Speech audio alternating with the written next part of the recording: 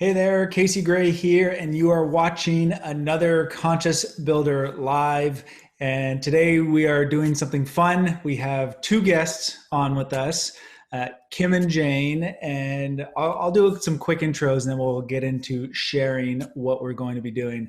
But Kim, our first guest, lives in Pickering and works in Toronto. And this is what we're going to be talking about, really revolves around Kim's dream and her project. So this is fun. Her and her partner, Francois, who lives in Ottawa, bought this property, and we are working with them to create this net zero cottage called the 3-Day Cottage, which we'll get into as well, where that name came from.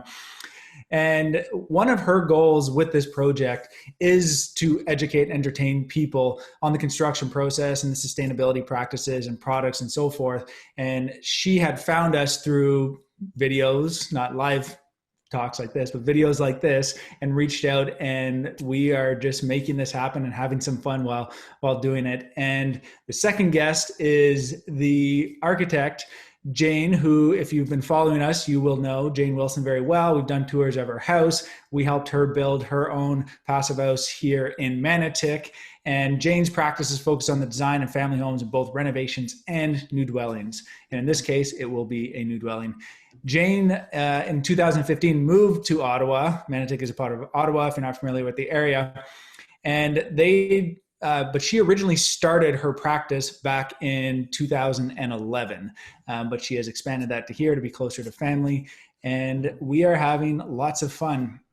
And today we're going to be sharing a little bit about where we're at in this process. If you haven't already, we have released a video about this project, and if you saw that, you can see how much fun Kim and Francois are on camera. So I'm excited to get into this.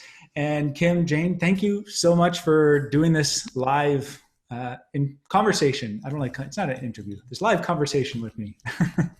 Happy to be here. Yep.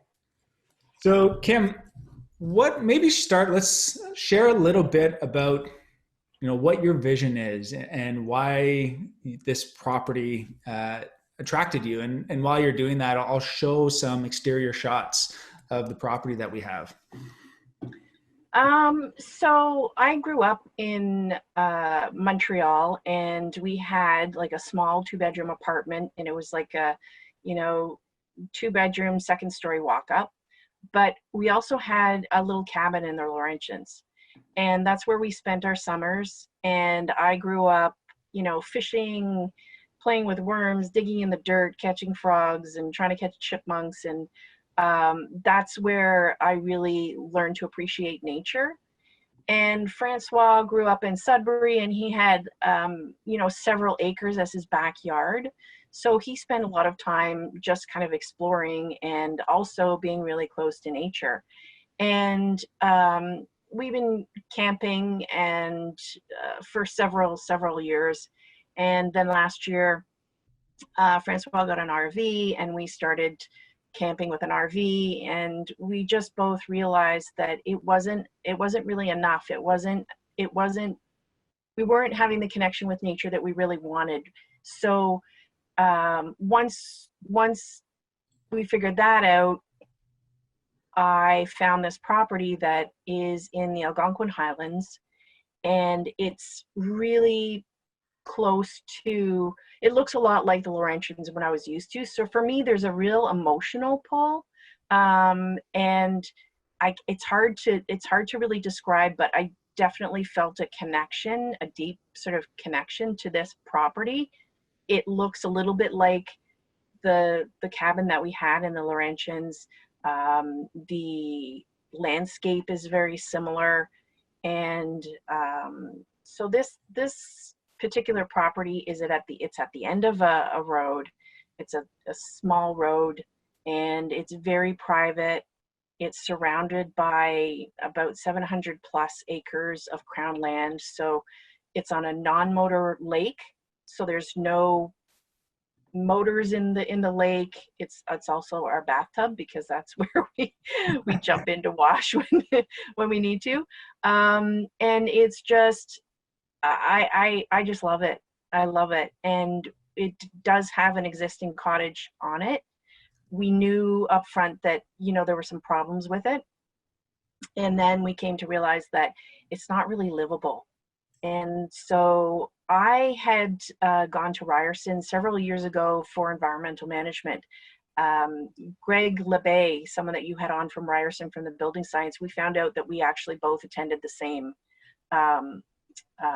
program, which is kind of funny.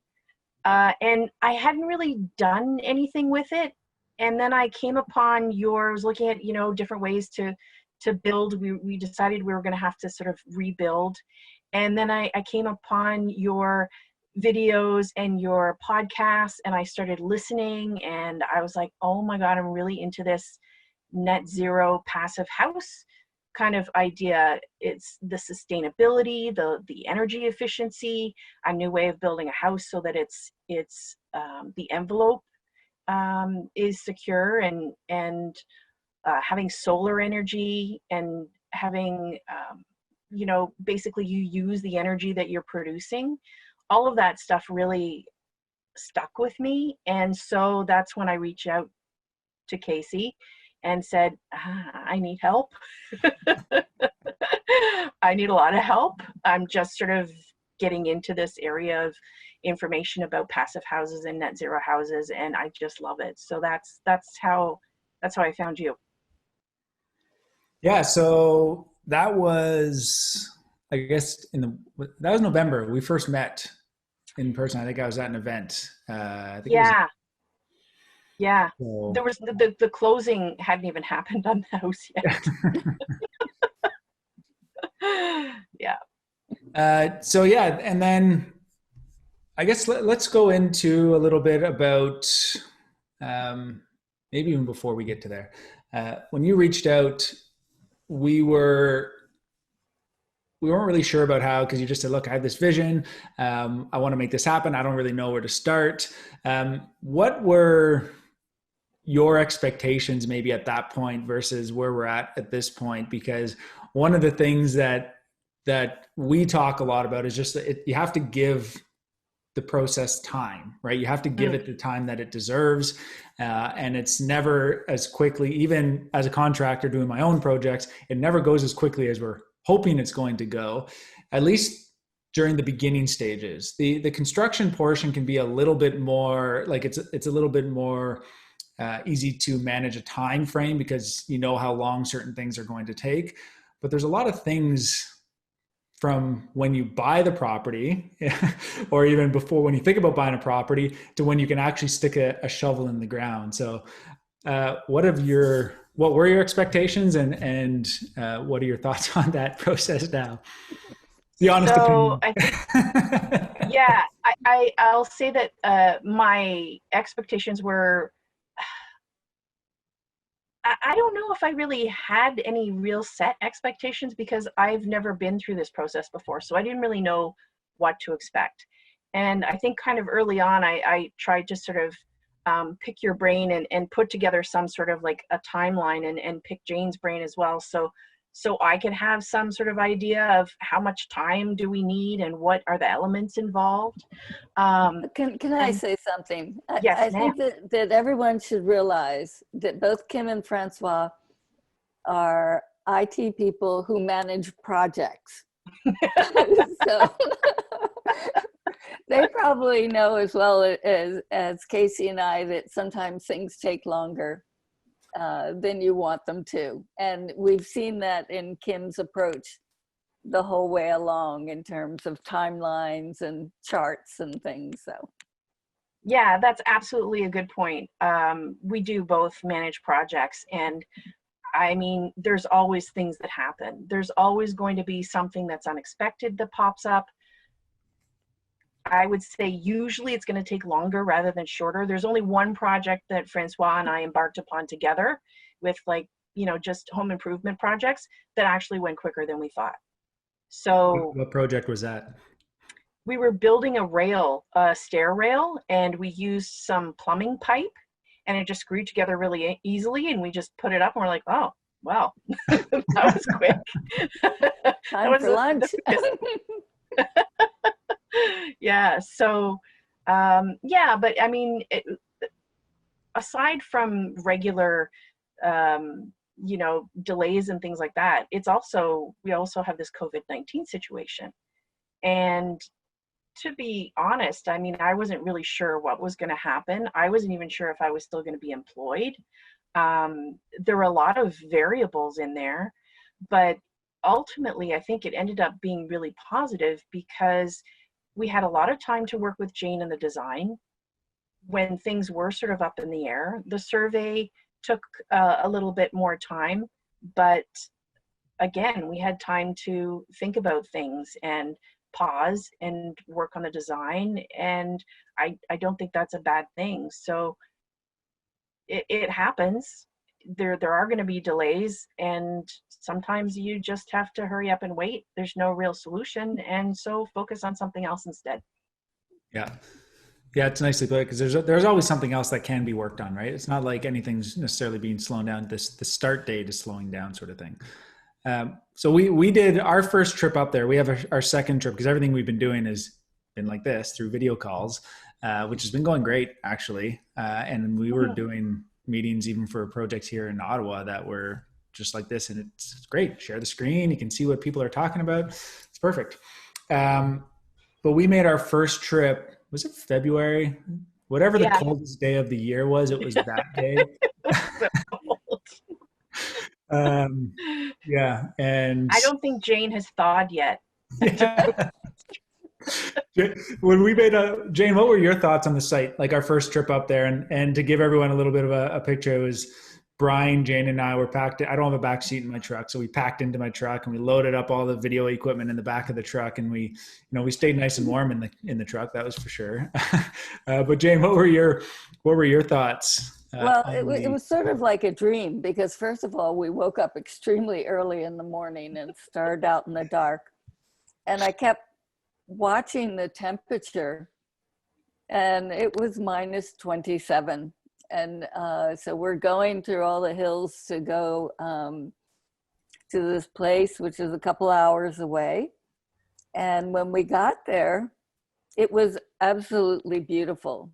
We had brilliant blue sky, tons of snow.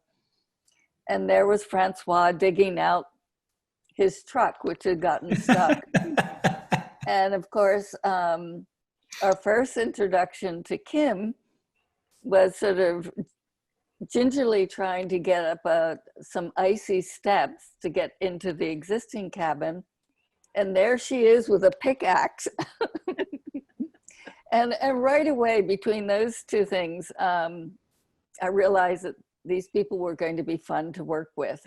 Anybody who can minus 27 degrees take a pickaxe to their front door is really something special. But it's, the area there is beautiful. You have the lake, you have, the rocks, and we're looking forward to going to see it in a couple weeks now without the 4 or 5 feet of snow. And, but it's a really beautiful location. It's not close to town, as Kim said, it's out. And I think it's really fitting with Kim and Francois. They, over the last couple months, as we've been working on the design, they've been going to the property and feeding back information about the design and what they like and where they want the house to be. It's kind of a fun process to work on that. Yeah, it's I grew up camping in Algonquin, so like obviously I had a lot of those. Like I've never been like to the Algonquin Highlands, but I just love that area, and obviously brings a lot of memories back for me. So maybe let's get into a little bit of the design and the process, and share kind of where we started, right? So we have a lot, and we have an existing building on that lot, which we knew that we're going to tear down, but we were there in the winter. We partly didn't know what the elevations were like because we were dealing with snow. We knew there was a stream. We knew there was rock to deal with. And we knew like where certain things were kind of. So Jane, you want to share a little bit about kind of how we went through the process and where we started to where we are today? Yeah, it was really great seeing the site because what you could notice from it is that towards the north or northeast is the lake. And as Kim said, it's a beautiful lake with, that obviously in the winter we couldn't see the water, but it is the kind of thing where it's a quiet lake without the motorized boats on it.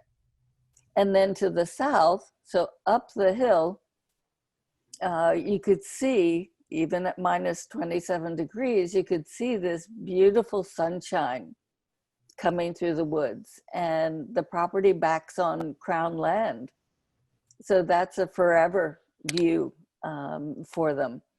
And so, that feeling of what the place is like and speaking with them and seeing their joy at being in a place where we had to take the design to make it integrate with the natural environment that's there. And Kim's an avid gardener, so we wanted to utilize the south side of the property so that she can make us vegetables and things like that, because it should be mentioned that Kim is a phenomenal cook. I was just about to add to that. Yeah. Yeah. So even if you're that. at minus 27 degrees in a cabin without any heat, where actually, didn't it take 8 hours or something in that cabin for actually to feel any heat, or I think so. For the temperature to get above zero, I think. But Kim had prepared a wonderful picnic for us. So that starts to inform me that the kitchen, the eating, the hospitality aspect of the project is really important. So it's great meeting and talking with people and listening to where their priorities are. So we asked for a list, what do you want from the cabin? And of course, like most people, the list was, well, pretty big. Well, at first, when the list was just, I want 1,000 square foot cottage with a loft, like nothing. Oh, right. Yes. Right. That was the original list. Okay, that one. And then so when we go through the process, the first design was to take everything that they told me and put it in the house. And of course, that made the house quite a bit bigger, but it also provided them the tools to say, take a deep breath. What is it that we really want from there? So to be able to walk through a plan and say, well, maybe we don't need that, or maybe we can do this instead of that. And we went through quite a few series of designs to get where we wanted to be. And because of the slope of the land, the driveway comes up, and yet we wanted to be up high, one, to see out over the lake, and two, to be able to get some of the beautiful sunshine coming over the hill. So in that way, one of the first moves was to say that maybe we put the garage underneath the house and a nice big mudroom, workroom area, because they're going to have lots of toys and boats and bicycles and things like that. And then have a main floor that can have a master bedroom, their main living area, a nice kitchen, a nice screened-in porch. And Kim and Francois have both stated that the screened-in porch, after being on the property over the last few weeks, is a necessity in the Algonquin Islands. In Canada. So we started to put this together, and then also, they do have family and friends that want to come and visit them. And so we spent a lot of time discussing how much family and friends do you want to have? And how long are they allowed to stay for? Yes, Kim? 3 days. Yes. That's, we took that cue from you, Jane. I know that you have a 3-day, limit. Francois is saying now that, you can apply for an extension. It's not guaranteed you'll get one, but you can apply and see what happens. Yeah, so one of the things I firmly believe in is, a lot of people, they want to plan for, nephews, nieces, 15th cousins once removed to come to visit them, enormous Thanksgiving dinners, etc. But really, when you're designing a home, unless you have $3 zillion to spend, you do have to sort of, modulate that a bit and see really what position you want to put your guests in. So you want to have them comfortable, but not so comfortable that they're going to stay past their due date. Yeah. So yeah, it's fun. Funny enough, Jane and I had another meeting today, and that came up again. So yeah, Jane stays true to her word. Yes. But, Jane, can you share your screen and Sure. share a little bit about kind of the first iteration and everything you just described, and then maybe we can roll into where we're at now and why, how and why we ended up there. And obviously, Kim, feel free to share your thoughts as she's going through it. Yeah, so this was one of the initial designs that had pretty much everything. And it was quite a bit larger than that 1,000 square feet that Kim had mentioned in the beginning. But it, the idea of getting the introduction of how the cottage sits on the site is one of the first things. So we have a pretty steep grade to deal with. And so we had to decide what's going to be on one side and what's going to be on the other side. So that first iteration had pretty much everything: a separate pantry, a separate office, really large bedrooms for the guests upstairs, but still having the master on the first floor and an open space with a kitchen. We had a 3-season room to look out towards the lake, and a nice patio on the south side where we could have raised beds and grow vegetables and that sort of thing. Well, One thing I want to mention too is that one of the things that we were trying to keep within is to keep it simple. So the keeping it a rectangle, like somewhat of a box, makes it a lot easier and less complex to build, as well as a lot easier to make it more airtight and in turn comfortable and energy efficient.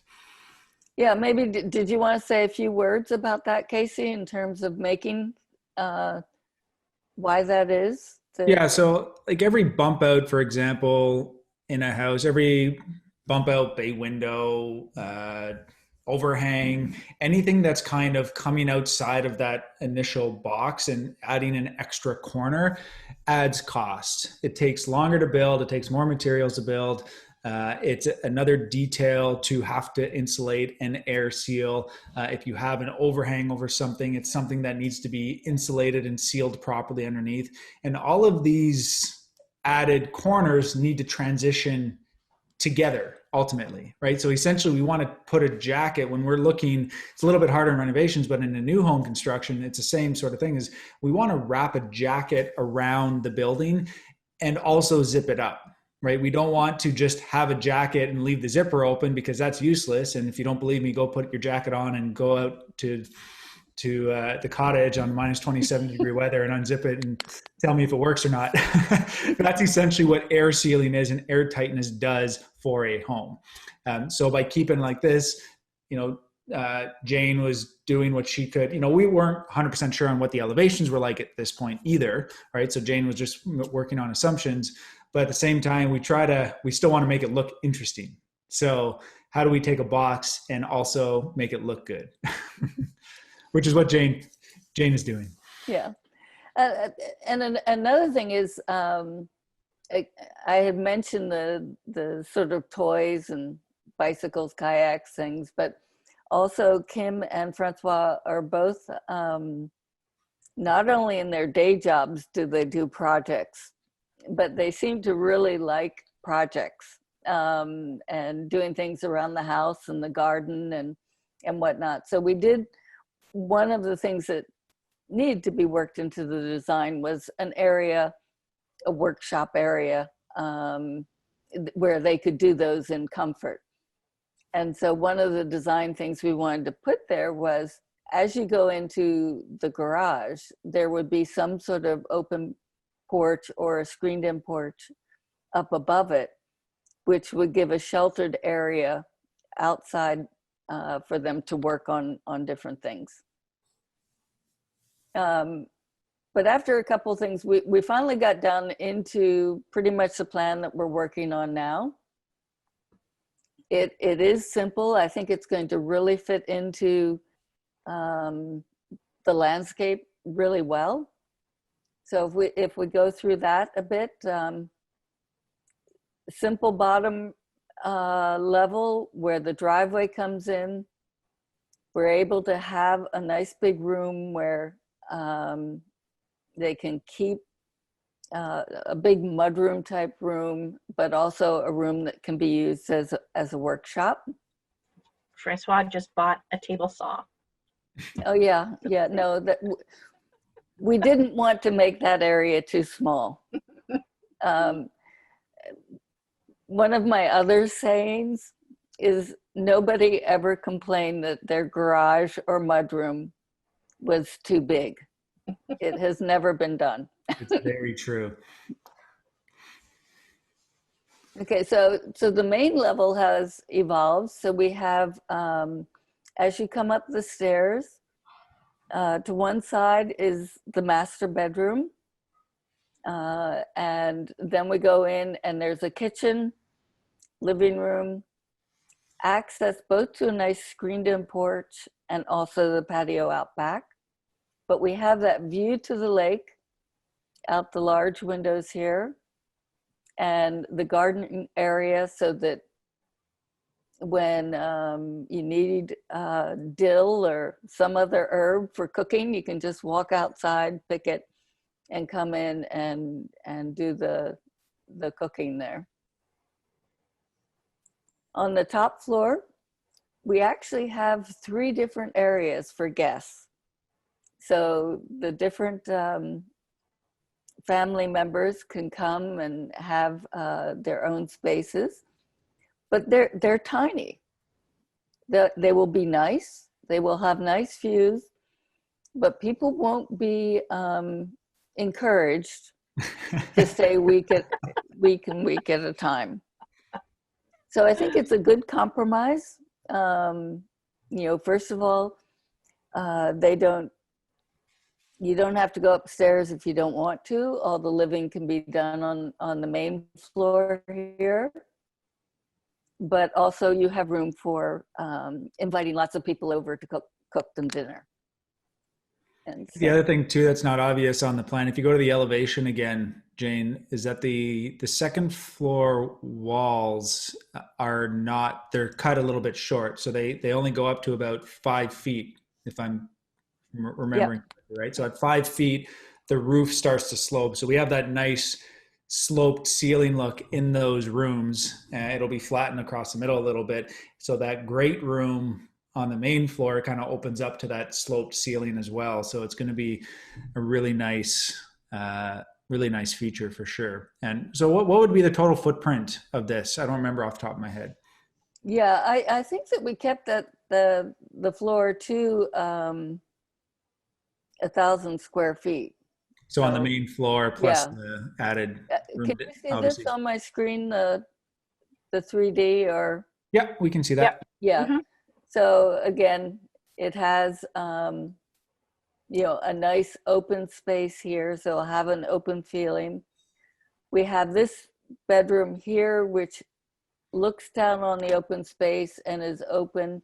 So it would be a perfect place for most of the time for someone to use as an office or something like that. So. Mm-hmm.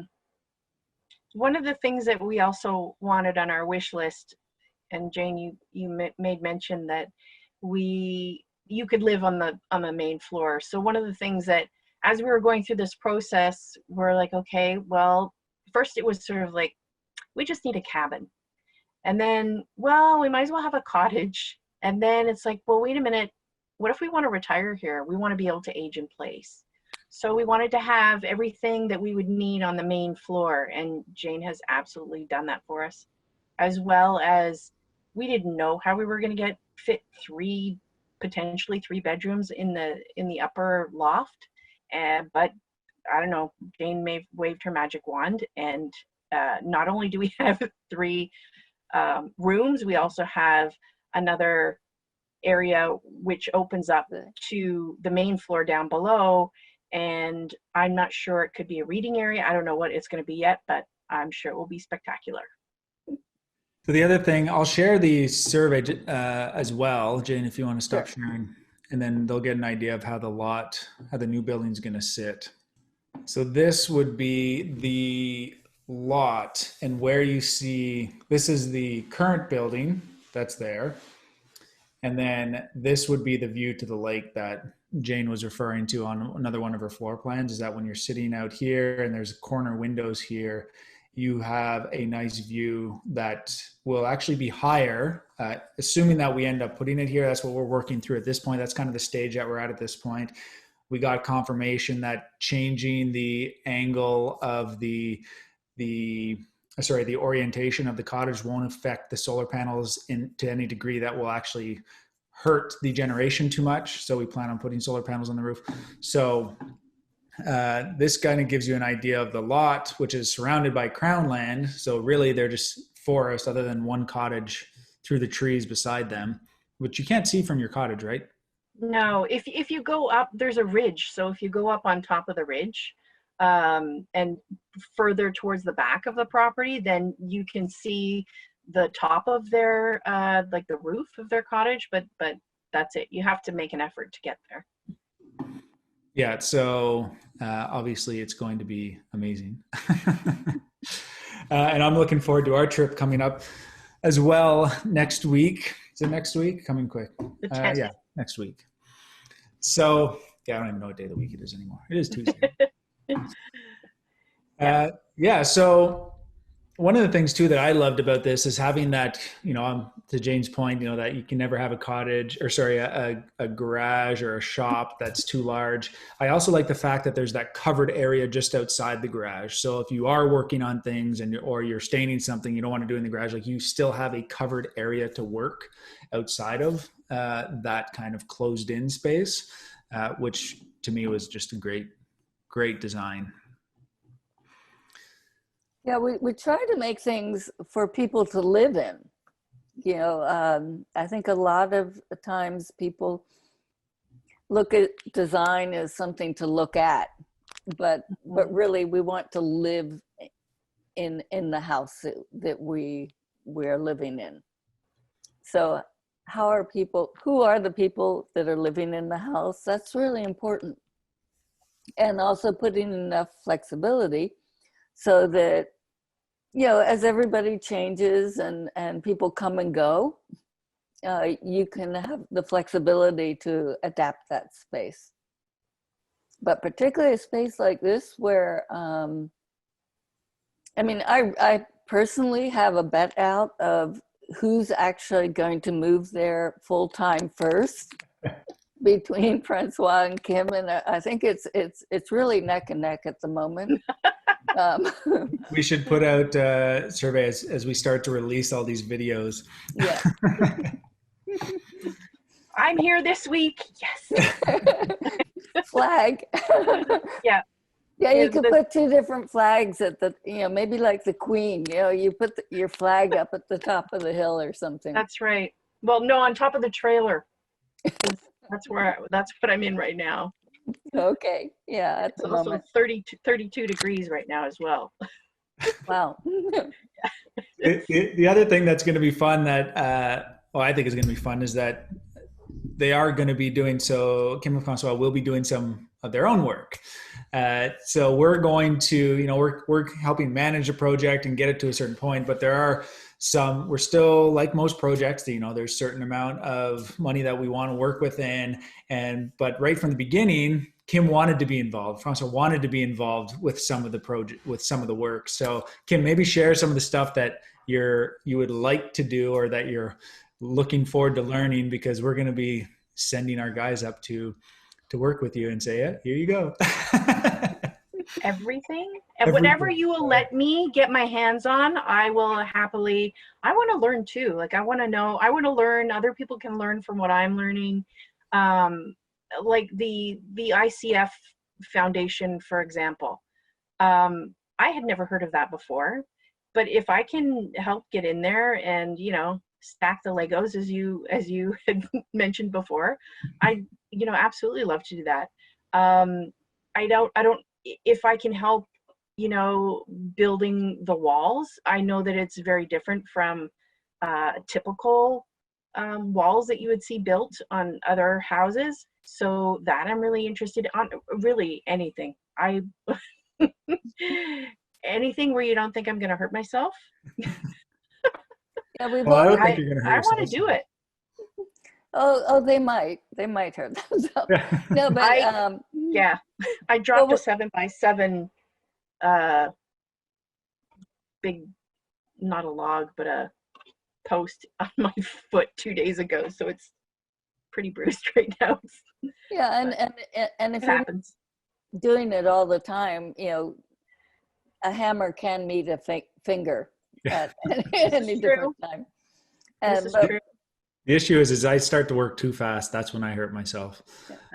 So I'm better being in front of a computer these days, because. Yeah, but we discussed, because Kim and Francois want to do some of the work in terms of something simple like what goes on the walls. It is, after all, a cottage in the woods by a lake, so we can have some wood on the walls, and that's something you can do. It's not it's not so much fun to put sheetrock up. So we can distinguish which walls Casey's team should do and which ones you and Francois can do. Yeah, like flooring, walls, there's lots of stuff inside too, the decking. I love your idea, Jane, of having sort of like a deck that is integrated with the surrounding nature, and then having, the deck sort of slowly become patio stones, and then stones, and then then whatever is there in nature. Black-eyed Susans.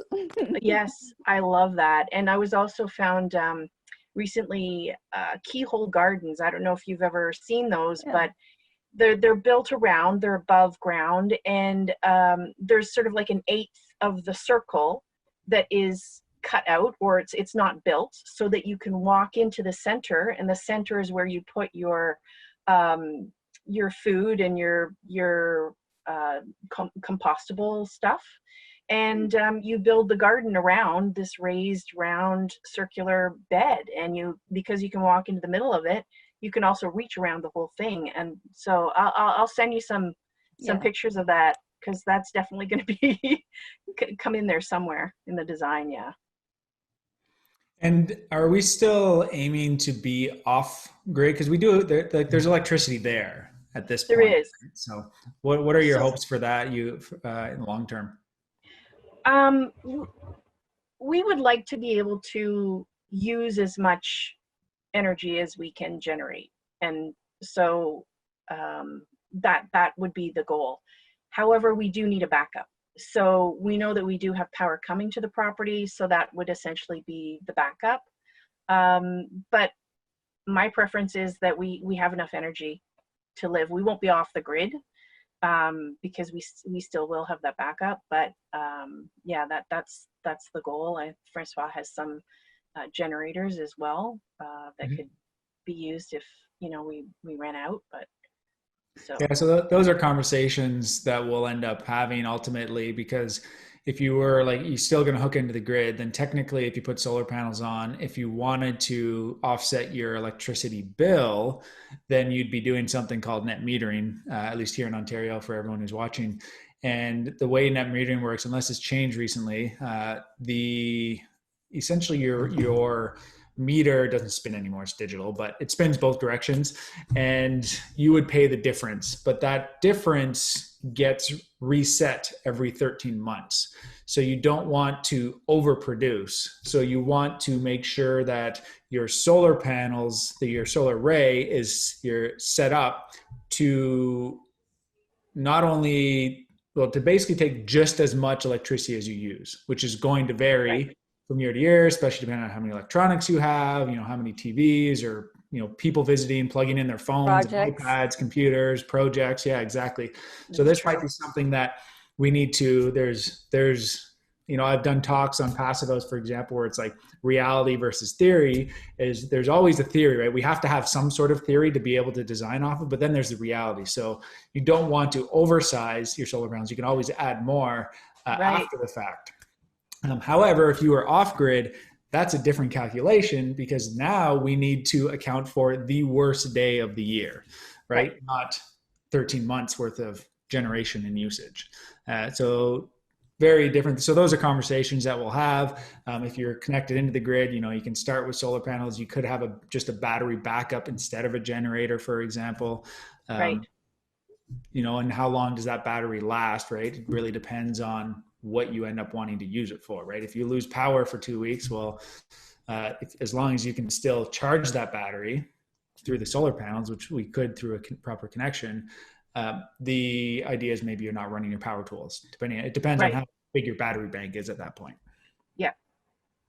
So, and cost as well, like how big is the battery bank and how expensive is it? So if we start small, then we can always build on it later as well. Yeah, the great thing about technology is that it gets cheaper. It's the one thing that gets cheaper and cheaper as the years go by. Everything else is going up in price, right? So labor is going up in price. Construction materials are going up in price. Like for the most part, everything's, in terms of the commodities for us, they're going up in price, right? So there's always things that you could add on after. It's easy to add solar panels to a house after the fact. It's easy to add batteries. We can just put in a couple things to make sure that you can run the conduit up to your roof, for example. That's pretty simple to do.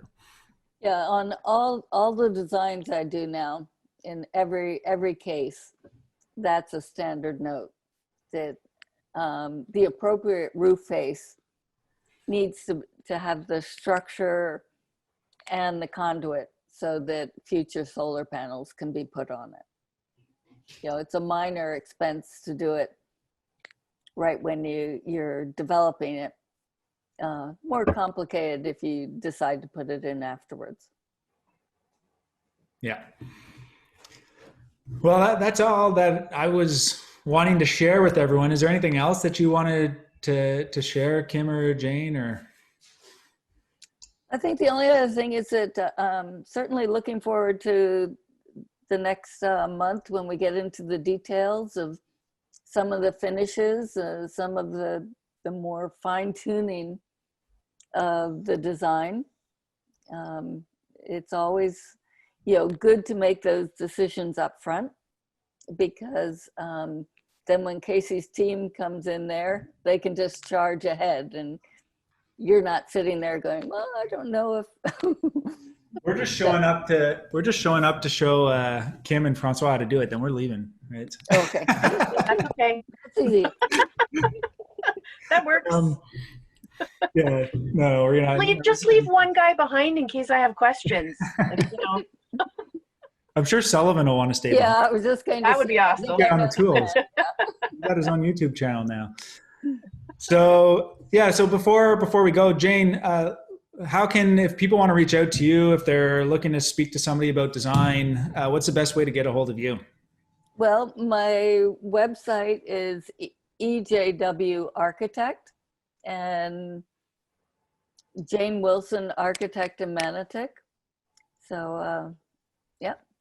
And then we've also done a tour of Jane's house on our YouTube channel. So if you go to the Conscious Builder YouTube channel, you can see the tour there she did finishing on the inside, her and her husband, and we helped build the envelope and get what did we get for air tightness on that house? Was it 0.46? Yeah, 0.4 right off the bat. Yeah. Okay. I think it came down to 0.35 when it was done again. So those are the types of numbers that we're aiming for, and it's, with a good design that's, keeps the minimal corners, it's a lot easier to hit for sure. And Jane even has a wood burning fireplace in her house, which is a field unit, but really nice. And if you want to, if you haven't already, check us out on YouTube, and you can subscribe to the channel there and stay up to date with everything that we're going to be sharing. We'll continue to share some updates like this about this project, but ultimately we'll release a whole series when the project's done of all the fun that we had while doing it, a little more polished. And if anybody, one of the things, actually a box just showed up today, for everybody sharing this video, whether it's anywhere, we're giving away Vish's book, who I interviewed a little while ago. This has been a huge help to me. So if you share this video, we'll enter you into win that draw. I have some signed copies from Vish that, like I said, just showed up today. So I'll be starting to mail those out to some people already. And Kim and Jane, if you want one, let me know. I'll send one to you as well, or drop it off because I'm going to see you shortly. Yeah. Yeah, thank you so much, Kim Awesome. and Jane, for being on the Conscious Builder Live. This was fun. Yeah. Thanks. Yeah, it's fun as usual. See you all soon. Bye.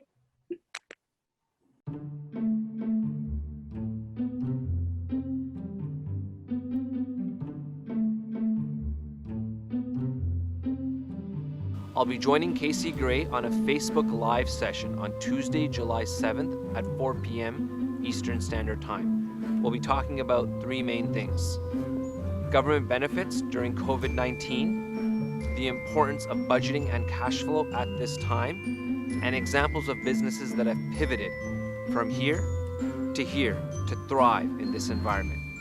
I look forward to having you join us, and if there are any questions, I'd be happy to answer them.